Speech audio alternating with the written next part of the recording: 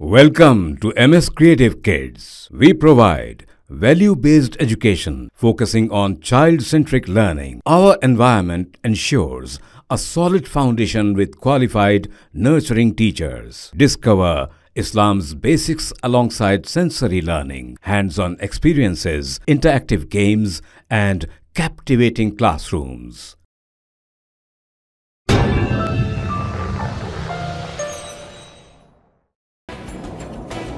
शहर हैदराबाद में 8 और 9 जून को दमा के इलाज के लिए मछली में दी जाने वाली दवा के हुसूल के लिए हजारों लोग इकट्ठे हुए। तेलुगु रियासतों के मुख्तलिफ इलाकों और मुल्क के दीगर मकामात से दमा के मरीज हर साल जून के महीने में सांस के मसाइल से निजात पाने की उम्मीद लेकर मछली में दी जाने वाली दवा के लिए शहर हैदराबाद आते हैं। 8 और 9 जून को नामपल्ली नुमाइश मैदान में मुनक़िद मछली प्रसादम की तकसीम के लिए 32 काउंटर्स लगाए गए हैं।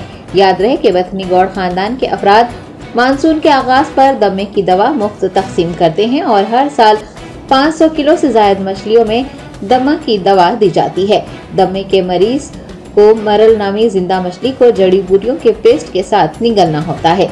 इस दवा के बारे में ये दावा किया जाता है कि लगातार 3 साल तक अगर ये दवाई ली जाए तो राहत मिलती है और ऐसे अफराद जो सब्जी खौर हैं उन्हें गुड़ में दमा की दवा दी जाती है।